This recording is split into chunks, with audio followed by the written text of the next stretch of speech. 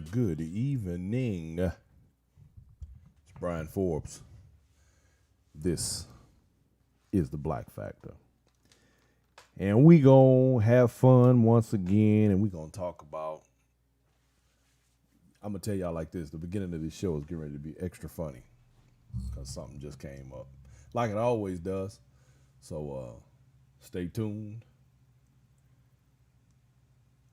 Tie your hats on and get ready because we gone and it's about to be on. Popping.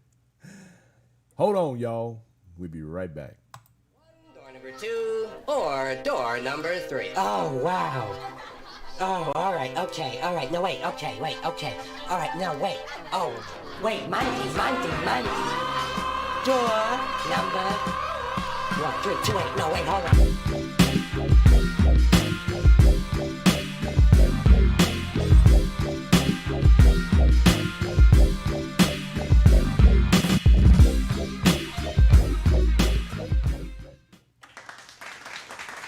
All right. Okay, so y'all gotta forgive me. I got something going on here.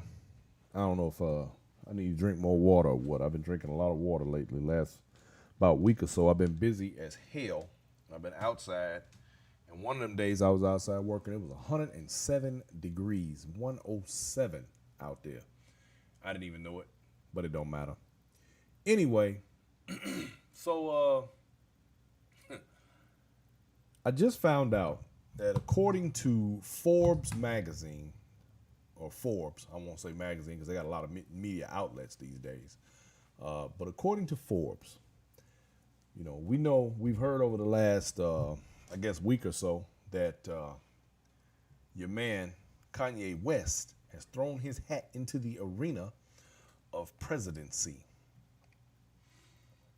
Needless to say, I have my reservations about that idea or anything surrounding it.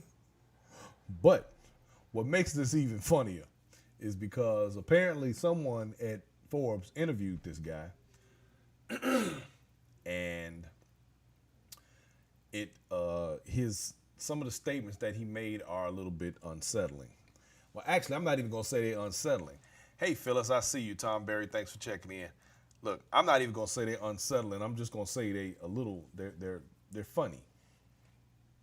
And the only reason I'm saying they're not unsettling is because I don't expect to take him seriously anyway, and I don't know too many people who are in regard to his bid for a presidency. Sadly, though, there are individuals who are taking him seriously, and I actually had a conversation with someone like that not too long ago, and the guy was saying that he disliked Donald Trump, which is easy to do, and Joe Biden so much that he was willing to vote for Kanye West, which now that was disturbing. I ain't gonna lie.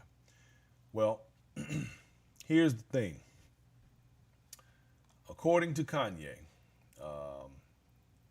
let's see, on the 4th of July, he put out the tweet and he said that he was running for president. And of course, it got everybody fired up and tripping about it, right? So everybody was trying to figure out whether he was serious or not. So apparently he had 4 rambling hours of interviews on Tuesday, and he is a billionaire rapper now, by the way, just so everybody knows. The man he up there with Donald Trump on the paper side. Now, this is what he revealed during that 4-hour rambling session.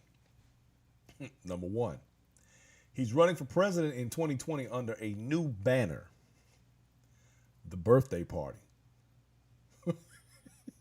Okay, you're going to have the Republican Party, the Democratic Party, and we even had the Tea Party. Well, Kanye West is starting the birthday party. I'm not making this up, y'all. This is not jokes. This is really what he said. Okay, with guidance from Elon Musk and an obscure vice presidential candidate he's already chosen. Like anything I've ever done in my life, says West, I'm doing this to win. He is dead serious about this. He has also stated that he no longer supports Donald Trump, and he is taking off the red hat as of this past July 4th. He has also stated that he is quite okay with siphoning off black votes from Democratic nominee, thus helping Trump. He says, "I'm not denying it, I just told you. To say that the black vote is Democratic is a form of racism and white supremacy." The boy sounds real confused. Now, he also never voted before. He's never voted in his life, y'all. Let's think about that for a second. He claims that he had COVID-19 back in February. He says he's suspicious of the coronavirus vaccine and any vaccines that are coming down the pipe. He says that they are the mark of the beast. He believes that Planned Parenthood have been placed inside cities by white supremacists to do the devil's work. And he envisions a White House organizational model based on the secret country of Wakanda in the Black Panther. Okay. I'm just saying, this is really like, this is his platform. This is what he's saying that he is running on. Now, y'all forgive me if I don't seem, well, it might as well be an episode of Saturday Night Live as far as I'm concerned. And George Bush jumped in on the fray, and even he said Kanye West doesn't care about black people. I couldn't resist that one, y'all. Anyway, so that enough about that silliness. My man is off the chain. I don't even know what to say about that anymore. Oh, Kanye. I used to try to defend him, when he was doing the most, but he makes it a little complicated to do that. Anyway, so in the meantime and in between time, I want to introduce you all, in case you don't know who these two gentlemen right here are, right? This is Marcus Harvey and Trey Jones, and they are both from Marion, Indiana. Now, many people would look at these two, and their initial thought would be, okay, what did they do? Well, I'm going to tell you what they did. They saved a man from a burning house. They ran in while the house was burning, picked the man up, and carried him outside and effectively saved his life. Apparently, the man had fallen asleep while cooking and was unable to get himself out of the house because of the smoke and fumes and flames. And they ran in, risked their lives, and saved him. Now, it'd be much nicer if they were all over the media the same way people tend to put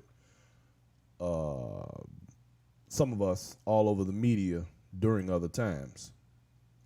It is unfortunate that they have not been given more accolades and more recognition for their heroism.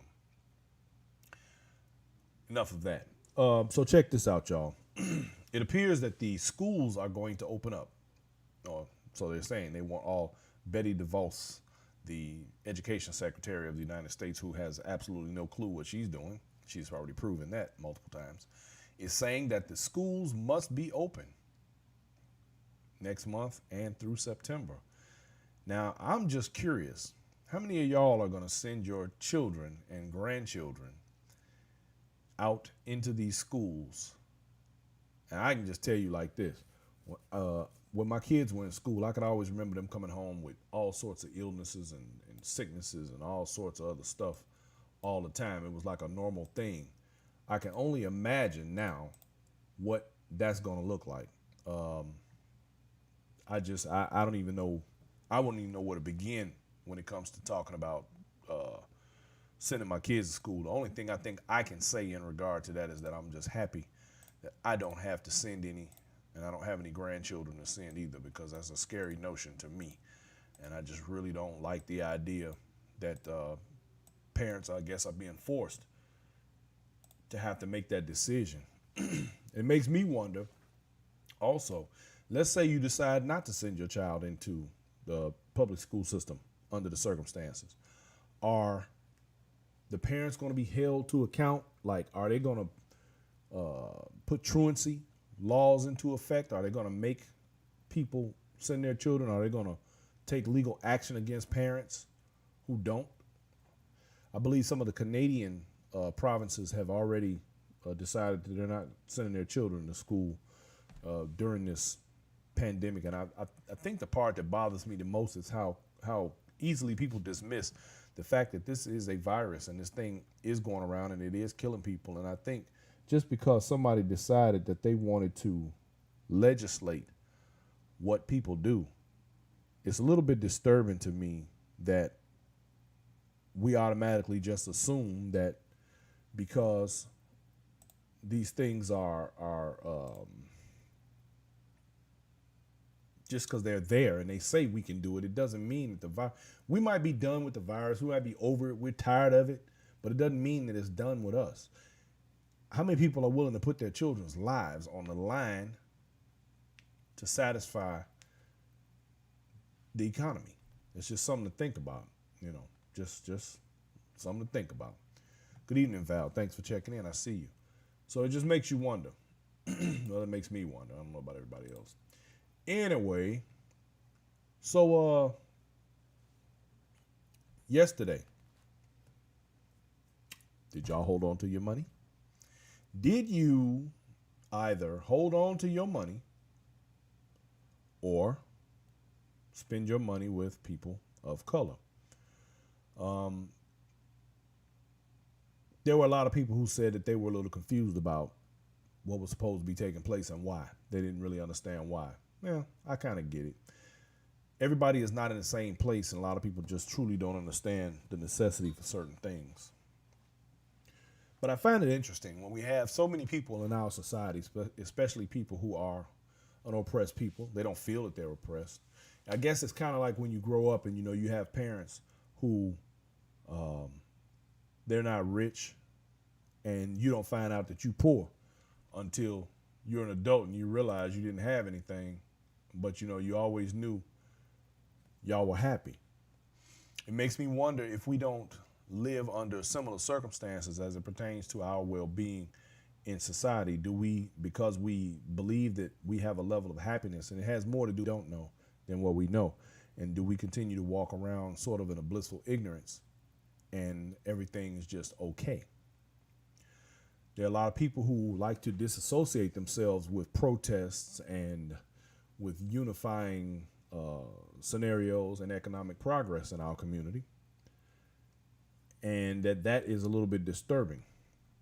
But what I find the most interesting about that is that usually these people are very loud and very direct with their attitudes about it. They don't want to participate in anything that's going to upset the balance. Y'all know what I really wanted to say. They're not going to participate in anything that's going to upset white folks. So they continue to play along, and they play into what's happening and continue to create problems for those who are attempting to make things better. Kind of like how Malcolm X said, we sick. Why are we sick?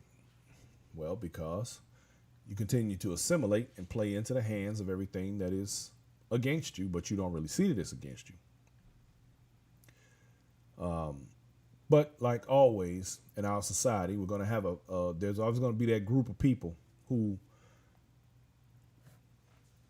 they wait until after the work is done, and all of a sudden black people finally got this and black people finally got that, although they didn't do anything to help make that come to pass. It's kind of a tragedy almost. It's almost like, you wait till the work is done and then you show up. Y'all ever been somewhere and you had a bunch of stuff to lift or some things to do, and as soon as it's over, somebody show up and say, oh yeah, I came and helped them with it. Man, if you don't get out of here. It's kind of like that. That's how I feel about some of the way some of our people behave in regard to the work that needs to be done out here. After the work is done, and they show up, and all of a sudden everything is we did this. When they had no intentions on lifting a finger, they've been watching you the whole time from around the corner, but they wanted to wait until the work was almost done and then they show up and make claims. If you're not on that page, don't get me wrong, I get it, but it's not a good thing.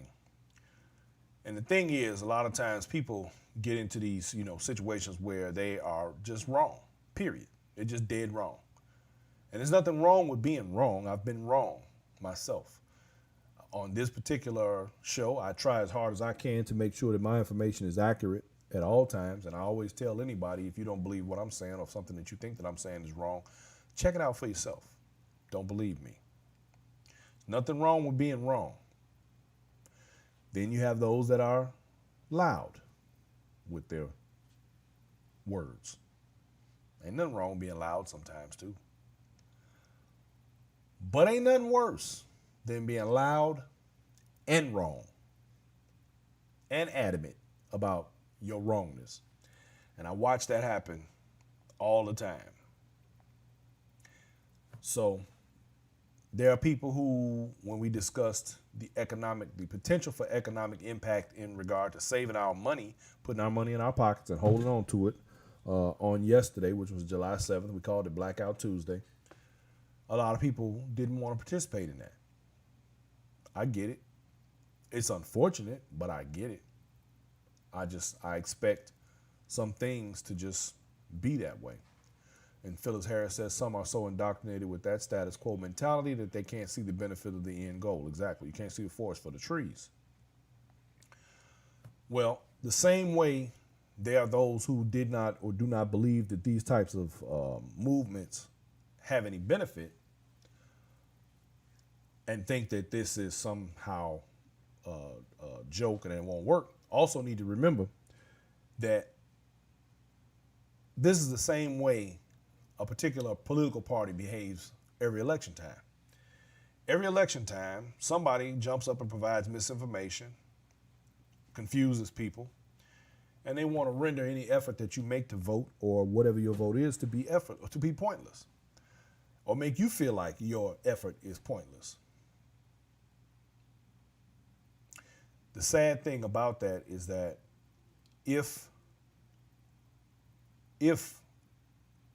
it was pointless, they wouldn't be working as hard as they are to keep you divided from your people and to keep you from using and exercising that vote.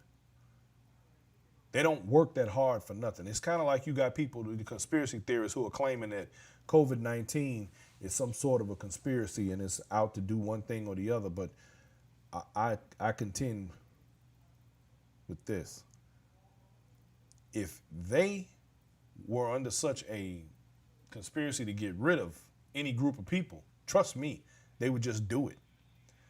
They wouldn't cause the NFL and the NBA and the Major League Baseball and NASCAR, and those are just the sports organizations, and all of these stores that are losing billions and billions of dollars.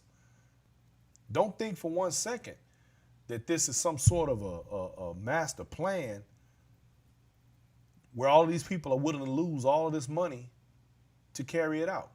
It doesn't benefit them. Again, reading too much into it. But here's the thing. It's like anything else. Each and every one of us has a group or a circle that we all travel in. There was a motivational speaker that I used to listen to some years ago, Les Brown. Between him and Dennis Kimbrough, I learned a lot. But I believe it was Les Brown that said, whenever you are traveling in a circle of people and you're the smartest one in the circle, it's time to change circles. Now, that's not to say that you can't be friends with people, but let's keep it like this.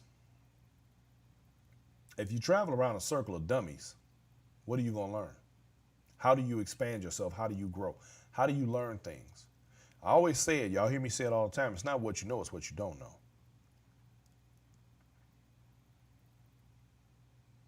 When you travel among a circle of people, under normal circumstances and in regular conversation, I say when you hang around a bunch of dummies, but I ain't gonna go there. When you travel around a circle of people who are less knowledgeable and they don't know any better, and they believe everything that comes out of your mouth, and you're one of those that are operating under malpractice of information because you don't know yourself. You just spewing shit because because it sounds good, and you just running your mouth because it sounds good. And these people are big upping you and high fiving you and got you thinking you know exactly what you're talking about, giving you praise and all of that. And you considered to be the smart one out of the group. Whew. That's an awful thing, especially if you're a dummy. And we can use our own 45 plus 44 plus 1 as a prime example. Of course, I think people operate with him out of fear more than anything else. But the fact is, he's an idiot. And anybody, his base, who thinks that he's smart is an idiot. The rest of them are just racist. Either way, it's a bad thing. But the point is, he does and says a lot of very dumb things. But there are people who look up to him and admire what he does, and they think he's the greatest thing since sliced bread. More power to those people. It's sad, but it's true. And the fact is, if we're going to learn anything, we have to be around people who know what we don't, and who are capable of giving us that information and helping us to grow as individuals. This is how we grow. Each one teach one. How do we expect our men in this world to learn and grow and be better and stronger, faster and smarter if we don't have other men to give them information that they don't have, to teach them the essence of manhood in ways that they will only learn if they're around real men. If they're not around real men and they're around a bunch of idiots dumber than them, and what do you expect they're going to learn? See, this is why the expansion of knowledge is so very important. If you're at the top of your food chain, it's time to go and start at the bottom somewhere else. This is how you become better. If you're no longer learning anything, what good? What's the purpose? Although there are people who I think remain, as they say, the big fish in a small pond in order that they feel safe and they feel smart and they feed their own ego. You have to be an egomaniac to allow people to praise you when you know yourself that you're feeding them a bunch of BS. Your integrity is no good. So I also heard an argument that I thought was quite dumb. Someone said that there was no reason for us to hold our money on Blackout Tuesday because it was the white man's money. I'm sorry. I'm trying as hard as I can to correlate just to even make that make sense. I'm struggling with that. Because the bottom line is, when you get your dollar bills, it don't say on there, this is the white man's part, that's the black man's part, that's the Asian man's part, and so on. It's green. And it all spins the same. And the fact of the matter is, their job is to separate you from your currency. So there's nothing wrong with holding on to your currency in order to make an economic statement. If you go and shop at a business and you don't care for the customer service, or you don't care for the product quality, or whatever the case may be, what do? Keep your money in your pocket. You do that because you intend to spend your money in another direction that's going to be more beneficial to your needs. There is no difference in if you keep your money in your pocket and you choose either not to spend it or to spend it with someone who better suits what it is that you're trying to accomplish. And if that means that you're trying to boost or build the economics in your own community, there's nothing wrong with that. To think that these things are not beneficial to us as a people is ridiculous. First of all, it's currency. Currency comes in many forms. We already know this. We know that you can use gold. Now you can use Bitcoin. Shit, we got credit. The list goes on. But I am not going to condemn my people for not knowing. And I say that only because I know that everybody is not in the same place at the same time, and we all have to learn. So I'm not going to go and bash. I just want to see people be smarter. So maybe if we learn to use our money differently. Money is a tool. A lot of people don't know that. Money is not what people think it is. They think, oh yeah, I got me some money. I'm gonna go do this. Yeah, you could do that, but the point is, what do you do with it? See, you gotta understand that it is used to make other things happen. Money is a tool. Just like you got a toolbox and you got a tool in your box to serve every purpose. That's exactly what money is for. It is like a multi-purpose tool. What do you need to get done? You go to your toolbox.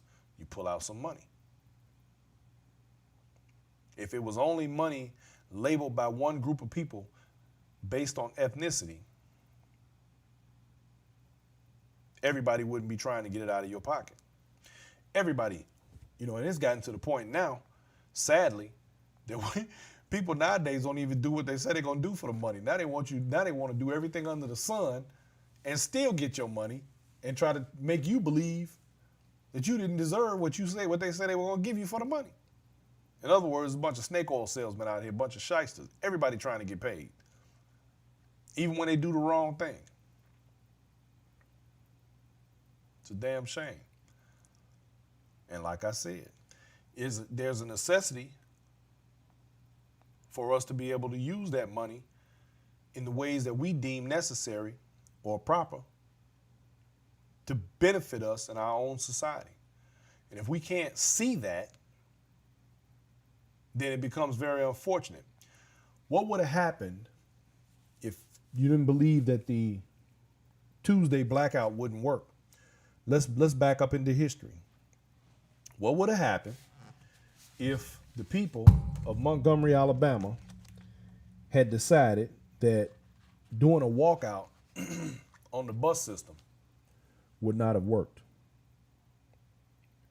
What would have happened? What would have been the benefit of that? See, people forget there have been benefits to using economic power in your favor.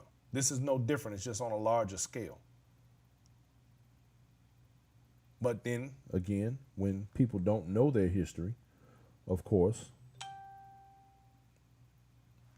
they tend not to operate the way that they should. It's like you don't know. You don't know what the possible outcome can be because you don't look back at what the precedent was. Even in the court of law, if you look at the way lawyers operate, whenever there's a case that comes up and it seems unusual, there is a court case somewhere in those books, and they got libraries and libraries of books that lawyers refer to. They go to those books and they look for what we call precedent. And that means that somewhere in those books, there's a case that was very similar to the one that is going on right now, that was decided by a judge based on particular grounds to be the way to go and how the case in front of them should be decided. This is no different. When we stand in front of our people and say, this is what we want to do to deal with things on an economic level, we should be able to look at the precedents in the past that worked in our favor. Look at all of the people who said marching does nothing. Oh, marching and rioting and tearing up stuff, it don't do nothing. Look at us now. Maybe it didn't happen right when everybody wanted it to happen, but marching has actually done something, finally. Not that it didn't before, it was just more subtle. Now it's in your face. I haven't heard not one person in the last 3 months utter the words, marching doesn't do anything. Every other time, when they were in Baltimore, when they were in LA, and I can name several other riots and things that went on and marches that went on, it ain't gonna do nothing. It don't mean nothing. Well, I'm sorry, but I beg to differ. I beg to differ then, and I definitely beg to differ now. And as we have all seen, the ball is starting to move down the field. Once again, it is our job, though, to continue to make sure that that ball keeps going down the field. Now, the Black Factor, y'all. I'm always doing my plugs. Get your copy. Many of you have, and thank you. And ladies and gentlemen, also let me point out that I do like it when I get my pictures from you guys and you have a copy of the book. I appreciate every bit of that. Now, speaking in terms of how we go about when we talk about holding our money, in the first chapter of the Black Factor, in the Family Factor, that's the chapter, there's a part here that pertains to what we're talking about. When we refer to ourselves as having the freedom to do whatever we like, it's based on the so-called freedoms provided by our social system and government, which has constraints within and is well regulated. We leave ourselves open to higher levels of regulation by being dismissive, complacent, and ignorant of the law. New laws are created when we aren't involved in civic structure and social interaction, or when we don't govern ourselves, thus shying away from personal responsibility to our family and community. Now, I said that to say, for example, when people dismiss themselves from being a part of the boycotts, the movements, even the moments, you dismiss yourself from the responsibility of yourself and the people around you and your community.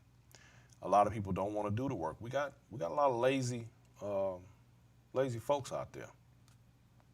You know, they don't want to do the work. But it takes me back to, and we talked about this the other day, we talked about stolen messages. It takes me back to the time when, you know, in Chicago, we have what is now affectionately known as a street gang called the Vice Lords, who began as basically an organization for community policing. Sort of your first neighborhood watch, if you will, in the black community. They got labeled as a street gang and unfortunately began to behave like one, which goes to show you how these things really operate. Once they put the message out that they were a gang, they got labeled badly, and next thing you know, it became a bad thing.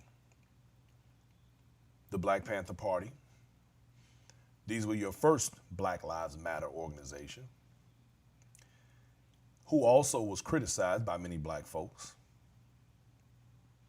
But they're the reason why a lot of children today have an opportunity to eat in the morning when they go to school for free. They began the breakfast program in public schools, and it is now nationwide. But you don't get to hear about that part. You hear about the made-up fantasy of them being so violent, when in fact, they never started anything. All they did was try and protect themselves and their communities from everyone else. They did their civic duty, which goes back again to what I'm saying about people having the responsibility. But yet you still always have these groups that are in the forefront, willing to do the work and put in the work for everybody else. And then after the fact, everybody comes along and they want to reap the benefits from it. They also had community health clinics. A lot of people don't know that. Dr. King, he wasn't considered to be the best guy, especially by a lot of black folks. They called him a troublemaker, a rabble-rouser. He did his time in the trenches. He paid with his life. He was labeled a troublemaker, and a lot of black preachers didn't even want him in their church. Yes, Dennis, thank you. Started sickle cell testing and all of that. That's right. They didn't want him even in their churches. But after he died and many years went by, all of a sudden, he was this great guy. See, people have a tendency to always end up on the wrong side of history because they think being different means that they're better. Different is not always better. Sometimes people just like to be contrary so that they can appear not to be a part of the crowd. But I say, you have to be careful how you choose your battles, because some battles are more important than others, and your vanity have no place in the betterment of the entire community. Sometimes, I wonder why black people are so resistant to change for the betterment of themselves and for their own children, for their own legacy. That really confuses me sometimes. Weak links and lazy thinkers. And you walk around with blinders on. And just because you got blinders on does not mean that you won't get blindsided. They still see you. You might not see them, but they see you. Thinking is free. And most folks just still won't even do that. Voting is free. Won't do that. Holding your money on Black Tuesday was free. And some folks couldn't even figure that out. They was confused. It's unfortunate. Again, you better learn to pick your battles. Feelings are not facts. Good evening, Jaquilla. Thank you for checking in. I see you. And so, the thing about it is this: education, knowing, is very expensive. When you go to college, you pay a lot of money. The lessons we learn, sometimes they cost us, but it's okay, because every lesson comes with a price. And education is expensive until you compare it to the cost of ignorance, because ignorance will cost you way more. There are people out here who are loud, they're loud and proud of being ignorant. See, remember what I said earlier. You got some people that's loud and wrong all the time, and they have no problem with it because they travel in a circle that thinks that they're smart. Can't tell them nothing. But I say this. Well, I don't say this. Albert Einstein says that the measure of intelligence is the ability to change, is the ability to know when you're wrong and correct.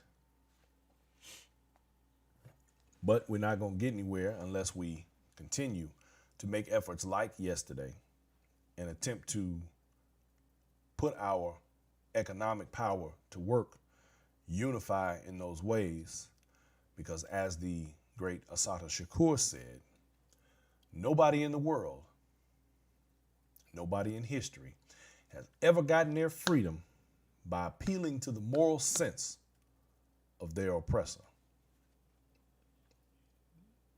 Oh, Master, please let us go. Be a human being for once. Ain't gonna happen. Tania, you're right. Yeah, Kanye, your man is off the chain. He said he started. I want y'all to remember this now. Kanye has started the birthday party. Not the Republican Party, not the Tea Party, not the Democratic Party, not the Green Party, the birthday party. I say, let's give him a birthday party and put him in a straitjacket while we at it. Because that boy need medication. But that's just me. I could be wrong. Who knows? I could be wrong. Well, we're gonna keep this one short tonight. I'm gonna put this out here right quick. Y'all check out my girl with Froth Naturals, where science meets beauty. Great products. She got a fantastic whip shea butter and she's even got some stuff for the guys. It's a beard oil. Beautiful, man. Great stuff. She's actually into the science thing. She formulated this stuff herself. She's really good. Y'all need to check my girl out. You get a chance, check that out. Froth Naturals at .com, at Instagram.com. Froth Naturals, check her out. She got it going on, y'all. She got good stuff. Y'all need to, everybody need to try that out. You're gonna be walking around here ashy. And let's not forget, don't forget my girl Tara over at Royalty, doing her thing over in Orange, Florida. Check her out, royaltyllc.info. And of course, you see her phone number there. So you can always check that out. The tea is great. In fact, I think I'm gonna go down here in just a few minutes and I'm gonna have me a cup because it is some good stuff. Just so you know. Uh-oh. Yeah, it's good stuff. I enjoy it. And we gonna turn it loose here, y'all. And I want everybody to have yourselves a wonderful evening, fantastic day, and enjoy everything else that's going on. What's going on, Lonnie? It's good to see you, brother. Thank you for checking in. I see you, Cynthia, all my regular homies coming in and see how we doing today. Come check us out. I'm had to tell y'all, I'm a little tired. I had a long last week, long week, man. We actually moved, and because we don't want to catch the COVID-19, Ms. Forbes and I did all of that moving, 4-bedroom house by ourselves. And let me tell you, it was more than just a notion to get it done, but we've done it. And then on top of all that, I had to set the studio back up because, I operate out of my house. I had to set the studio and everything back up just so I could get back in here and get the show going and do everything that we needed to do. And we're still in the process of redecorating and getting everything finished up. But I want everybody to know that I do appreciate y'all each and every day, I guess now. There's always something going on, y'all. You know what it is. But, ladies and gentlemen, I do appreciate you. So, we're going to get up out of here. I want everybody to have yourselves a wonderful evening. Thank you. Don't forget to get your copy of The Black Factor. How did I get back on that? Of The Black Factor. And also, don't forget to hit your notification on your Facebook. So, whenever we come in, you'll be able to, you'll know when I'm on. And you can also catch me on Twitch at The Black Factor or YouTube, BM Forbes. Either way, you can check us out on all of those different platforms in case you don't want to be on Facebook. It's all good. So, ladies and gentlemen, and the book, bmforbes.com. If you want to find the book, go to the shop section. It's in there, $20, shipped to your door. Get your copy. And don't forget, ladies and gentlemen, for those of you who have already purchased your copies, and you have purchased many, thank you so much. Don't forget to take a picture with your copy and send it to me, man. I love my pictures with my people with my book in their hand. It's a beautiful thing. Thank y'all so much. All right, I'm out of here. Everybody have yourselves a great evening. I'm going to get me something to eat. Love, peace, and chicken grease. Door number 2 or door number 3. Oh, wow. Oh, all right, okay, all right. No, wait, okay. All right, now, wait. Oh, wait, Monty. Door number 1, 3, 2, 8. No, wait, hold on.